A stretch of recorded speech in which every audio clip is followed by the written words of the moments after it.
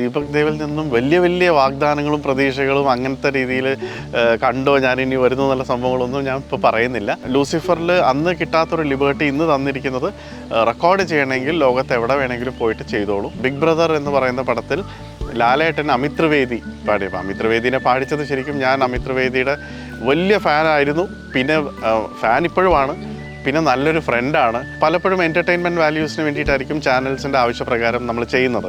അപ്പോൾ നമ്മളുടെ ഒരു ഒറ്റയ്ക്കുള്ളൊരു തീരുമാനമല്ല. പക്ഷേ ചില കാര്യങ്ങൾ സമയത്ത് ചെയ്തില്ലെങ്കിൽ പിന്നെ ഇറിവേഴ്സിബിൾ ആണെന്നുള്ള ഏറ്റവും വലിയ ഉദാഹരണമാണ് അത്. ദീപക് ദേവ് ടച്ച് എന്ന് പറയുന്നത് ഞാൻ മനഃപൂർവ്വം അറിഞ്ഞുകൊണ്ടിരുന്ന ടച്ചല്ല.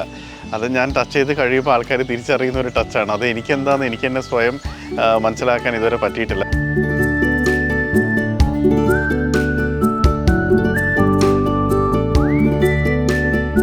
ഇപ്പോൾ വിദ്യാസാഗർ, രവീന്ദ്ര മാഷ് അല്ലെങ്കിൽ ജോൺസൺ മാഷ് എന്നൊക്കെ ചെയ്ത പാട്ടുകൾ എല്ലാ തലമുറയ്ക്കും ഇഷ്ടമുള്ളതാണ്. ഇപ്പോൾ ലേറ്റ് 90s ജനിച്ച ഞാൻ ഉൾപ്പെടെയുള്ള തലമുറയ്ക്ക് ഹിറ്റ്സ് അല്ലെങ്കിൽ നമ്മുടെ നൊസ്റ്റാൾജിയയുടെ ഭാഗമായിട്ടുള്ള പാട്ടുകൾ ദീപക് ദേവ് ഹിറ്റ്സിലുള്ളതാണ്.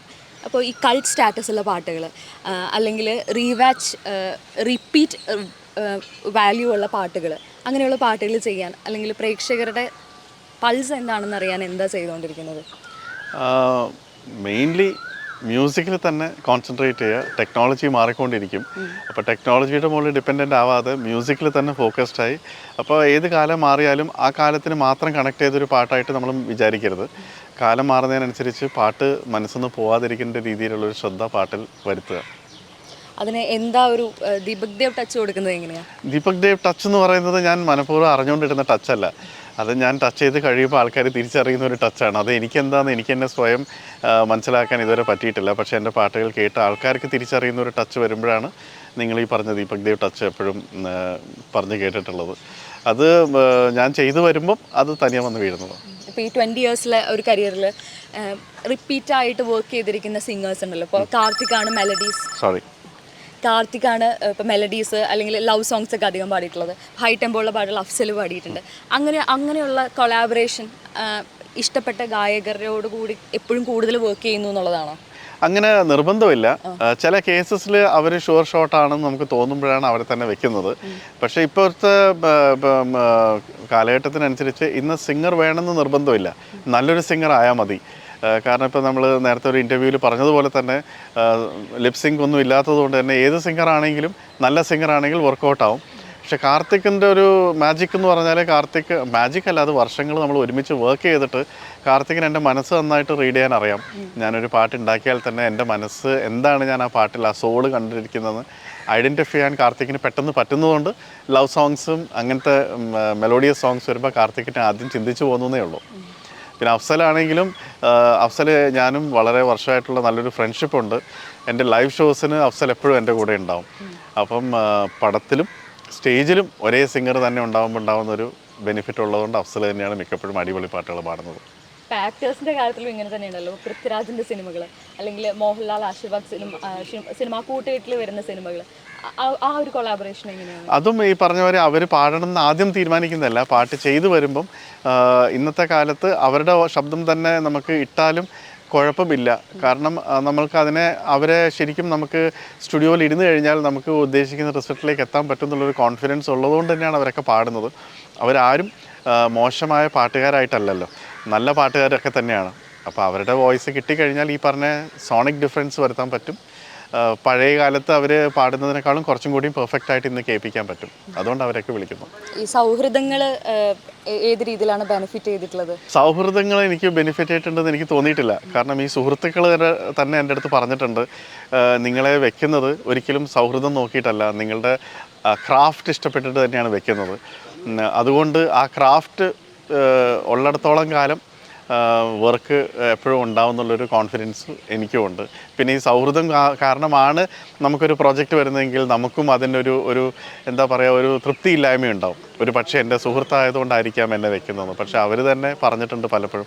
അതുകൊണ്ട് തന്നെ അവരുടെ എല്ലാ പ്രോജക്ട്സും ഞാനല്ല, സെലക്റ്റഡ് പ്രോജക്ട്സാണ് ഞാൻ ചെയ്യുന്നത്. നിങ്ങൾ ഉദ്ദേശിക്കുന്ന സുഹൃത്തിൻ്റെ പ്രോജക്ട്സ് നോക്കിയാലും എല്ലാ പ്രോജക്ട്സും ഞാനല്ല, സെലക്റ്റഡ് പ്രോജക്ട്സ് വരുമ്പോൾ അതിൽ ഞാൻ തന്നെയാണ്. അപ്പോൾ തീർച്ചയായിട്ടും സൗഹൃദം ഞാൻ യൂസ് ചെയ്യാറില്ല.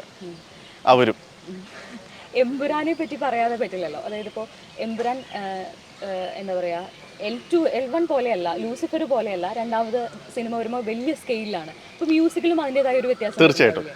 അതെങ്ങനെയാണ് ചെയ്തെടുക്കുന്നത്? ദീപക് ദേവിൽ നിന്ന് എന്താ പ്രതീക്ഷിക്കേണ്ടത് ഇത്തവണ?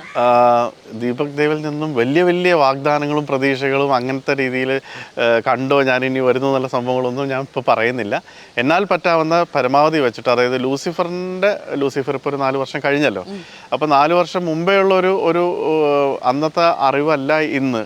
കൂടുതൽ പാട്ടുകൾ കേൾക്കുന്നുണ്ട്, കൂടുതൽ പടങ്ങൾ കാണുന്നുണ്ട്, മാത്രമല്ല സിനിമ സംഗീതവും മാറി. അപ്പോൾ ആ മാറ്റത്തിനനുസരിച്ചുള്ള എല്ലാ മാറ്റവും എന്നാൽ ലൂസിഫറിൻ്റെ കോർ ഇമോഷൻ അല്ലെങ്കിൽ അതിൻ്റെ സോൾ നഷ്ടപ്പെടാത്ത രീതിയിൽ അതിനെ തന്നെ ഇവോൾവ് ചെയ്ത് കുറച്ചും കൂടിയും സ്റ്റൈലൈസ്ഡ് ആയിട്ടായിരിക്കും എംപുരാൻ ചെയ്യുന്നത്. ഇപ്പോൾ നമ്മൾ പോസ്റ്റേഴ്സ് കാണുമ്പോൾ ഗണ്ണും അങ്ങനെ പല മെഷീനറീസും ഒക്കെ കാണുന്നുണ്ട്. അപ്പോൾ സ്കെയിലേ മാറിയല്ലോ. തീർച്ചയായിട്ടും. അപ്പോൾ ഒരു ഹോളിവുഡ് ടച്ച് പ്രതീക്ഷിക്കാമോ? മ്യൂസിക്കിൽ ഡെഫിനറ്റ്ലി അതിൻ്റെ മേക്കേഴ്സ്, അതായത് ഡയറക്ടർ പൃഥ്വിരാജ് ആവശ്യപ്പെട്ടിട്ടുണ്ട്. അതുകൊണ്ട് തന്നെ ലൂസിഫറിൽ അന്ന് കിട്ടാത്തൊരു ലിബർട്ടി ഇന്ന് തന്നിരിക്കുന്നത് റെക്കോർഡ് ചെയ്യണമെങ്കിൽ ലോകത്ത് എവിടെ വേണമെങ്കിലും പോയിട്ട് ചെയ്തോളൂ. ഇപ്പോൾ ഹോളിവുഡ് സ്റ്റൈൽ വേണമെന്നുണ്ടെങ്കിൽ ഹോളിവുഡ് ടൈപ്പ് ഓഫ് മ്യൂസിക് ഇവിടെ ഇരുന്ന് റീക്രിയേറ്റ് ചെയ്യാൻ സാധാരണ അങ്ങനെയാണല്ലോ. അത് വേണ്ട, സ്കോർ ഹോളിവുഡിന് ചേർന്നതാണെങ്കിൽ അങ്ങോട്ടേക്ക് ചെന്നിട്ട് റെക്കോർഡ് ചെയ്തോളാനുള്ള ലിബർട്ടി തന്നിട്ടുണ്ട്. അത് ആശീർവാദ് സിനിമാസിനോട് ഏറ്റവും വലിയ നന്ദി. ഇപ്പോൾ മ്യൂസിക് ഡയറക്ടറിനൊപ്പം പ്രോഗ്രാമറും സൗണ്ട് എഞ്ചിനീയറും ഒക്കെയാണ്. അത് എങ്ങനെയാണ് ബെനിഫിറ്റ് ചെയ്തിട്ടുള്ളത്? അത് ഇപ്പോൾ നമ്മൾ പ്രോഗ്രാമറും സൗണ്ട് എഞ്ചിനീയറും ആയതുകൊണ്ട് ഒരു ബേസിക് ട്യൂൺ അല്ലെങ്കിൽ ഒരു സൗണ്ട് സ്കേപ്പ് മനസ്സിൽ ആദ്യം കൺസീവ് ചെയ്തിട്ടുണ്ടെങ്കിൽ അതിനെ എങ്ങനെ അച്ചീവ് ചെയ്യണമെന്ന് ഒരു ക്ലിയർ വിഷനുണ്ട്. കാരണം ഞാൻ തന്നെയാണ് ട്യൂൺ കഴിഞ്ഞിട്ടും ഉള്ള സ്റ്റേജസ് എല്ലാം ഇരിക്കുന്നത്. അപ്പോൾ ഫൈനൽ പ്രോഡക്റ്റ് കണ്ടുകൊണ്ട് എനിക്ക് പല കാര്യങ്ങൾ ആദ്യം ഡിസിഷൻസ് എടുക്കാൻ പറ്റും. കാരണം ഇപ്പോൾ ചില ടോൺസിൻ്റെ കാര്യത്തിലാണെങ്കിൽ തന്നെ ഇന്ന സംഭവത്തിൻ്റെ കൂടെ ഇന്ന ടോൺസ്, അത് ഏത് ടോണാണെന്ന് എനിക്കറിയും. കാരണം അത് ഞാനായിരിക്കും യൂസ് ചെയ്യുന്നത്. നേരെ മറിച്ച് ഒരു അസിസ്റ്റൻറ്റ് വേറെ ആളാണെങ്കിൽ അദ്ദേഹത്തെ പറഞ്ഞ് മനസ്സിലാക്കിക്കണം, ഞാൻ എൻ്റെ മനസ്സിൽ കാണുന്ന ഇതാണ്, പിന്നെ പുള്ളി 2-3 ഓപ്ഷൻസ് തന്ന് ഇതല്ല ഞാൻ കണ്ടത് അതാണ് എന്ന് പറയുന്നൊരു ബുദ്ധിമുട്ട് എനിക്ക് വരാറില്ല. കാരണം അതും ഞാൻ തന്നെയാണ്. അതുകൊണ്ടുള്ള ഗുണം എന്ന് പറയുന്നത് എന്ത് നല്ലതാണെങ്കിലും അതിൻ്റെ 100% ക്രെഡിറ്റ് എനിക്ക് എടുക്കാം. എന്തെങ്കിലും പാളിച്ച വന്നു കഴിഞ്ഞാൽ വേറെ ആരുമല്ല ഉത്തരവാദി, ഞാൻ തന്നെയാണെന്നും പറയേണ്ടി വരും.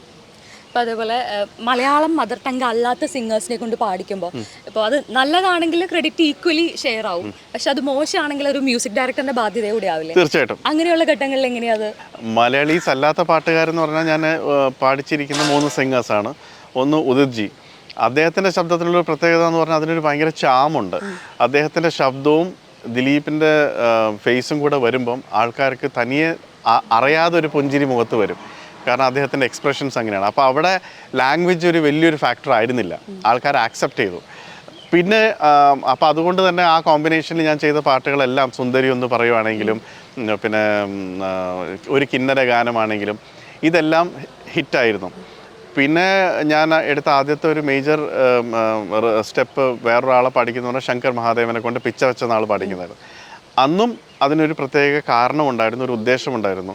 കാരണം ആ പാട്ട് കൽപ്പാത്തി എന്ന് പറയുന്ന ഒരു സ്ഥലത്തുള്ളതാണ്. അവിടുത്തെ ആൾക്കാരുടെ പ്രത്യേകത എന്ന് പറയുന്നത് മലയാളം സംസാരിച്ചാൽ തമിഴ് ചൊവ്വയുണ്ടാവും, തമിഴ് സംസാരിച്ചാൽ മലയാളം ചൊവ്വയുണ്ടാവും. അപ്പം ഇങ്ങനത്തെ ഒരു സിംഗർ പാടിക്കഴിഞ്ഞാൽ അത് ഉറപ്പായിട്ടും കിട്ടും. തമിഴായ ശങ്കർജി മലയാളം പാട്ട് പാടുന്ന സമയത്ത് അതിൻ്റെ ഉദ്ദേശം നടന്നു. പക്ഷേ ഇനീഷ്യലി കുറച്ച് വിമർശനങ്ങൾ ഉണ്ടായിരുന്നു, ചില വാക്കുകളുടെ ഉച്ചാരണം ശരിയല്ല എന്ന് പറഞ്ഞു. അപ്പോൾ അതുകൊണ്ട് അത് ഒരു റിസ്ക് ഉണ്ടായിരുന്നു. ഞാൻ ലാസ്റ്റ് ഫേസ് ചെയ്ത ഇതായിരുന്നു എനിക്ക് ഏറ്റവും കൂടുതലൊരു പ്രശ്നമായിട്ട് തോന്നിയത്. അതായത് ബിഗ് ബ്രദർ എന്ന് പറയുന്ന പടത്തിൽ ലാലേട്ടൻ അമിത് ത്രിവേദി പാടിയപ്പോൾ അമിത് ത്രിവേദിനെ പാടിച്ചത് ശരിക്കും ഞാൻ അമിത് ത്രിവേദിയുടെ വലിയ ഫാനായിരുന്നു. പിന്നെ ഫാൻ ഇപ്പോഴുമാണ്, പിന്നെ നല്ലൊരു ഫ്രണ്ടാണ്. അപ്പോൾ എല്ലാം കൊണ്ടും അമിത്തിൻ്റെ പാട്ടിൽ അമിത് പാടുമ്പോഴുള്ളൊരു ശബ്ദം എനിക്ക് വളരെ ഇഷ്ടമാണ്. അപ്പോൾ അങ്ങനെ ആ ഒരു ആഗ്രഹത്തിൽ സിദ്ദിഖേട്ടൻ്റെ അടുത്ത് പറഞ്ഞപ്പോൾ സിദ്ദിഖേട്ടൻ എൻ്റെ ഒരു ആഗ്രഹം ഉറപ്പായിട്ടും നമുക്ക് കൺസിഡർ ചെയ്യാം എന്ന് പറഞ്ഞിട്ട് with the permission of the ഡയറക്ടറാണ് അമിത്തിനെ വിളിച്ചത്. പക്ഷെ അമിത് പാടിക്കഴിഞ്ഞപ്പം നമ്മുടെ നാട്ടുകാർക്ക് അത് പെട്ടെന്ന് കേട്ട് ശീലമില്ലാത്തൊരു ശബ്ദമായതുകൊണ്ട് പെട്ടെന്ന് കേൾക്കുമ്പോൾ അത് ആക്സെപ്റ്റ് ചെയ്യാൻ ബുദ്ധിമുട്ടുണ്ടായിരുന്നു. അത് മാത്രമേ എനിക്ക് ഇതേവരെ ഒരു ചലഞ്ചായിട്ട് വന്നൊരു സിറ്റുവേഷൻ ഉണ്ടായിട്ടുള്ളൂ. അതപ്പോൾ തന്നെ ഞാൻ മൂവിയിൽ അത് മാറ്റുകയും ചെയ്തു. അതിൻ്റെ യൂട്യൂബ് വേർഷനിൽ അമിതാണെങ്കിലും പടത്തിലെ വേർഷനിൽ അമിത്തിൻ്റെ ശബ്ദമല്ല വന്നത്. ഇപ്പോൾ വേറൊരു കാര്യം ചോദിക്കാനുള്ളത്, നമ്മൾ ഓഡീഷൻ സമയത്ത് ക്ലിപ്പുകൾ സോഷ്യൽ മീഡിയ കാലത്ത് സ്പ്രെഡ് ആവുന്നുണ്ടല്ലോ, പക്ഷെ അത് പല രീതിയിലും വിമർശിക്കപ്പെട്ടും അല്ലാതെ ട്രോൾ രൂപത്തിലും ഒക്കെ പോകുന്നുണ്ട്. ഏതെങ്കിലും സമയത്ത് അതൊരു റിഗ്രറ്റ് ആയിട്ട് തോന്നിയിട്ടുണ്ടോ? തീർച്ചയായിട്ടും ഏതെങ്കിലും ഒരു സമയം എന്നല്ല, അത് ഇറങ്ങിയ സമയത്ത് തന്നെ തോന്നിയിട്ടുണ്ട്. കാരണം പലപ്പോഴും എൻ്റർടൈൻമെൻറ്റ് വാല്യൂസിന് വേണ്ടിയിട്ടായിരിക്കും ചാനൽസിൻ്റെ ആവശ്യപ്രകാരം നമ്മൾ ചെയ്യുന്നത്. അപ്പോൾ നമ്മളുടെ ഒരു ഒറ്റയ്ക്കുള്ളൊരു തീരുമാനമല്ല. അപ്പോൾ എൻ്റർടൈൻമെൻറ്റ് വാല്യൂസിന് വേണ്ടി ചാനൽ നമുക്ക് തരുന്ന ചില ഇൻറ്റിമേഷൻസ് ഉണ്ടാവും. അതായത് നിങ്ങൾ വിചാരിക്കുന്ന മാതിരി എല്ലാം കണ്ടസ്റ്റൻസ് അല്ല, ചിലതെല്ലാം നമ്മൾ സ്ക്രിപ്റ്റഡ് ആണ്, നമ്മളുടെ ആൾക്കാരാണ് വരുന്നത് എന്ന് പറഞ്ഞിട്ട്, പക്ഷേ ഇത് ഓഡിയൻസ് അറിയുന്നില്ല. അപ്പോൾ അവരുടെ ആൾക്കാരാണ് എന്നുള്ളൊരു ധാരണയിൽ നമ്മളുടെ അടുത്ത് പറയുമ്പം നമ്മളും കണ്ണും പൂട്ടി അങ്ങ് പെർഫോം ചെയ്യും. പക്ഷേ ഇതിൽ ചിലത് അവരുടെ ആൾക്കാരായിരുന്നു, ചിലത് ജെന്യുവിൻ ആയിട്ട് കണ്ടസ്റ്റൻസ് ആയിരുന്നു. അപ്പോൾ ഈ കണ്ടസ്റ്റൻസ് ആണെന്ന് നമ്മൾ തിരിച്ചറിയുന്നത് കഴിയുമ്പോഴാണ്. അപ്പോൾ അത് അങ്ങനെ അറിയുമ്പം പിന്നെ അവർ എക്സ്പോസ്ഡ് ആവുന്ന സമയത്ത് അവർക്കുണ്ടാവുന്ന ഡാമേജസിനെ ഓർത്തിട്ട് ഞാൻ തന്നെ പലപ്പോഴും ചാനലിൻ്റെ അടുത്ത് പറഞ്ഞ് അവരെ കൊണ്ട് ഇനീഷ്യൽ വീഡിയോസ് എടുപ്പിച്ചിരുന്നു. അത് ചാനൽ വളരെ എന്താ പറയുക മാനിച്ചുകൊണ്ട് തന്നെ അത് എടുത്തു. പക്ഷേ അത് എടുക്കുന്നതിന് മുമ്പേ കുറേ ആൾക്കാർ അത് ഡൗൺലോഡ് ചെയ്ത് തിരിച്ച് അപ്ലോഡ് ചെയ്തു. അപ്പോൾ ഈ പറഞ്ഞ കണ്ടസ്റ്റൻസിനെ കാണുന്നവർക്ക് ചിലപ്പോൾ കോമഡി ആയിരിക്കാം, നമ്മൾ ആ ഒരു സ്ഥാനത്ത് പോയി ഇരിക്കുമ്പോഴാണ് നമുക്കത് അറിയുള്ളൂ.